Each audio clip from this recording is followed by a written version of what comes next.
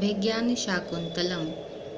पिछले भाग में हमने देखा कि विदूषक राजा दुष्यंत का ध्यान शकुंतला से हटाने का प्रयास कर रहा था कि चूँकि आपने प्रासाद में, राजमहल में सुंदर स्त्रियों का उपभोग किया है, तो जैसे बहुत अधिक मीठा खाने के पश्चात कुछ खट्टा खाने की इच्छा होती है, शकुंतला भी की इच्छा भी वैसी ही है, अर्थात आप इमली की इच्छा कर रहे हैं।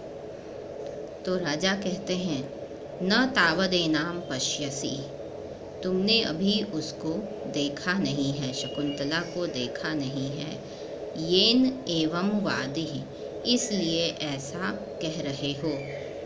तुमने अभी उसको, उसके सौंदर्य को देखा ही नहीं है, इसलिए ऐसा कह रहे हो। विदूषकः तत् खलु रमणीयं यद् भवतोऽपि विस्मयम् उत्पादयति। तत् खलु, वह निश्चित ही, रमणीय होगी, सुंदर होगी, जो भवतोऽपि, आपको भी, विस्मयम् उत्पादयति, आश्चर्य उत्पन्न कर रही है, जो आपको भी आश्चर्य युक्त कर रही है, वह निश्चित ही सुंदर होगी। राजा वयस्य किम बहुना, हे मित्र, अधिक कहने से क्या, और अधिक मैं क्या कहूँ। चित्रे निवेश्य परिकल्पित सत्वयोगा, रूपोच्चयेन मनसा विधिना कृतानु, स्त्री रत्न सृष्टिरपरा प्रतिभाति सा मे, धातुर्विभुत्वमनुचिन्त्य वपुश्च तस्याः। धातु अर्थात विधाता ब्रह्मा, ब्रह्मा की विभुत्व अर्थात निर्माण का सामर्थ्य, सृष्टि रचना की शक्ति। तो विधाता की सृष्टि रचना का सामर्थ्य, शक्ति, तस्याह वपुः च, और उसके शरीर को, अनुचिन्त्य विचार करके, सोचकर, जब मैं विधाता की रचना शक्ति और उसका शरीर दोनों पर विचार करता हूँ, तो मुझे, सा, वह शकुंतला, विधिना, विधि के द्वारा, विधाता ब्रह्मा के द्वारा, चित्रे निवेश्य, चित्र में निवेशित करके, अर्थात संभवतः विधाता ने सबसे पहले उसका चित्र बनाया। जैसे बाकी सभी को वे सीधे प्राण और शरीर से युक्त बनाते हैं, वैसा नहीं बनाकर उन्होंने शकुंतला को चित्रे निवेश्य, चित्र में बनाकर, परिकल्पित सत्व योगा, उसके पश्चात उसमें सत्व अर्थात प्राण, उसको प्राण से युक्त किया, उसमें प्राण डाला। तो जब मैं विधाता की सृष्टि रचना का सामर्थ्य, शक्ति और उसके शरीर का विचार करता हूँ, सोचता हूँ, तो मुझे ऐसा प्रतीत होता है मानो ब्रह्मा ने उसे सर्वप्रथम चित्र में बनाकर उसके पश्चात उसमें प्राण डाला, प्राण युक्त किया।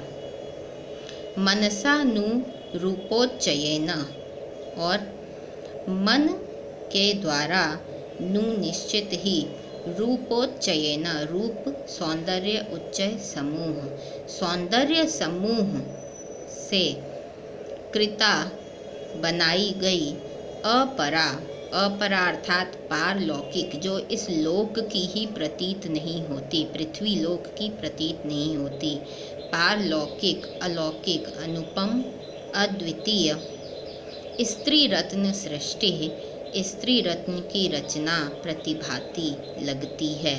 तो वह शकुंतला ऐसी लगती है कि विधि ने, ब्रह्मा ने पहले उसे चित्र में बनाकर तत्पश्चात उसमें प्राण डाले, और मनसा, मन से, रूपोच्चयेन, केवल कोई एक सौंदर्य, एक गुण नहीं है, उसमें सौंदर्यों का समूह है, ऐसे सौंदर्यों के समूह से उसे बनाकर अपरा, पारलौकिक स्त्री रत्न की रचना की है, ऐसा मुझे प्रतीत होता है।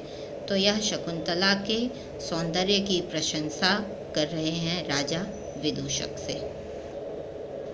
विदूषकः यद्येवं यदि ऐसा है तो इदानीम इस समय रूपवती नाम प्रत्यादेश सभी रूपवती स्त्रियां, सुंदर स्त्रियां प्रत्यादेश तिरस्कृत हो गई हैं, शकुंतला द्वारा तिरस्कृत कर दी गई हैं। राजा इदं च मे मनसि वर्तते, और मेरे मन में यह आता है कि अनाघ्रातं पुष्पं किसलयमलूनं कररुहै रनाविद्धं रत्नं मधु नवमनास्वादित रसम् अखंडं पुण्यानां फलमिव च तद्रूपमनघं न जाने भोक्तारं कमिह समुपस्थास्यति विधेः।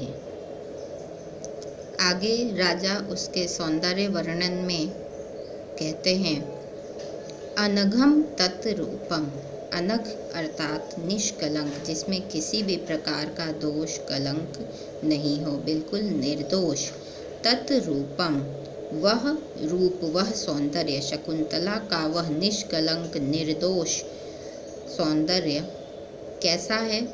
अनाघ्रातम पुष्पम, नहीं सूंघे गए पुष्प के समान है, ऐसा पुष्प जिसे कभी किसी ने सूंघा नहीं है। और कर रुहई, कर अर्थात हाथों के, रुहई नाखूनों से, हाथ के नाखूनों से। अलूनम किसलयम, नहीं बिंधा गया, किसलय अर्थात नव पल्लव है। जो नव पल्लव होता है वह अत्यधिक कोमल होता है, थोड़ा ताम्र वर्ण का, तांबे के रंग का होता है, लालिमा लिए हुए, और वह छू देने मात्र से उस पर दाग पड़ जाते हैं या नाखून के खरोंच पड़ जाते हैं। जब वह थोड़ा कड़क हो जाता है, हरा हो जाता है, तब ऐसा नहीं होता, परंतु किसलय चूँकि अत्यधिक कोमल होता है, तो यहाँ उसके सौंदर्य की उपमा राजा किसलय से दे रहे हैं कि वह ऐसा नव पल्लव है, इतना कोमल नव पल्लव है जो किसी भी हाथों के द्वारा स्पर्श नहीं किया गया है। स्पर्श पाते ही नाखूनों के बिंध जाने से उस पर खरोच के निशान आ जाते हैं। तो नाखूनों द्वारा नहीं बिंधा गया किसलय नव पल्लव है। और कैसा है? अनाविद्धम रत्नम, नहीं बिंधा गया रत्न। रत्न में छेद करके उसे धागों में भी पिरोते हैं या फिर उसे तराशते हैं, तो तराशने के लिए भी रत्न को स्पर्श करना पड़ता है और प्रहार सहना पड़ता है औजारों का। तो यहाँ अनाविद्धम रत्नम, वह शुद्ध रत्न है, उसे कभी भी तराशा नहीं गया है, किसी ने उसे स्पर्श नहीं किया हो, ऐसा वह नहीं तराशा गया, नहीं बिंधा गया रत्न है। अर्थात उसमें कोई छेद करके उसे धागे में नहीं पिरोया गया और स्पर्श करके उसे तराशा नहीं गया। बिल्कुल प्राकृतिक रूप से जो सौंदर्यवान होता है, ऐसा रत्न तो नहीं बिंधा गया रत्न के समान उसका वह सौंदर्य है शकुंतला का। और अनास्वादित रसम, जिसके रस का आस्वादन नहीं किया गया है, ऐसा नवम मधु, नवीन ताज़ा नया शहद है। अर्थात ऐसा नया शहद जिसका अभी तक किसी ने पान नहीं किया है, जिसके रस का आस्वादन किसी ने नहीं लिया है। तो यहाँ राजा उसके कौमार्य के विषय में कह रहे हैं कि उसका कौमार्य अनास्वादित है, किसी ने उसके कौमार्य का आस्वादन नहीं किया है। पुण्यानाम च अखंडम फलम इव, और उसका रूप कैसा है? पुण्यों के, एक नहीं अनेक, बहुवचन है, पुण्यों के अखंड, अखंड अर्थात अक्षय, जो कभी क्षय नहीं होते, विभाजित नहीं होते, ऐसे पुण्यों के अखंड फल के समान उसका सौंदर्य है। विधि विधाता यह यहाँ, अर्थात इस शकुंतला के जीवन में कम भोक्तारम, किस भोक्ता को समुपस्थास्यति उपस्थापित करेंगे, न जाने नहीं जानता हूँ, तो चूँकि वह ऐसी अलौकिक सौंदर्यशाली कन्या है कि राजा को विश्वास नहीं है कि मैं उसका भोक्ता बनूंगा, मैं उसका पति बन सकूंगा। इसलिए वह यहाँ विचार कर रहे हैं कि ऐसी सुंदर रूपवती स्त्री के लिए विधाता किस भोक्ता को उपस्थापित करेंगे, यह मैं नहीं जानता हूँ कि विधाता ने उसके भाग्य में क्या लिखा है या किसको उसका पति चुना है। तो यहाँ सबसे पहले तो जितने भी उपमाएं दी गई हैं वे सभी प्रकृति से संबंधित हैं। पुष्प, किसलय, मधु, तो इन सभी से शकुंतला चूँकि तपोवन में पली बढ़ी है तो ये उपमाएं उसके प्रसंग में अत्यधिक उपयुक्त हैं। पुष्प से उपमा देने से उसका तीव्र आकर्षण, उसके सौंदर्य का तीव्र आकर्षण परिलक्षित होता है। इसके पश्चात किसलय से उपमा देने से उसमें अत्यधिक कोमलता है, यह भाव परिलक्षित होता है। और अनाविद्धम रत्नम, रत्न जो बिंधा गया नहीं है, अस्पृष्ट रत्न से उपमा देने से उसके प्राकृतिक सौंदर्य का यथावत बने रहने का बोध होता है। अनास्वादित रसम नवम मधु, उसका कौमार्य नवीन है, अनास्वादित है, यह बोध होता है।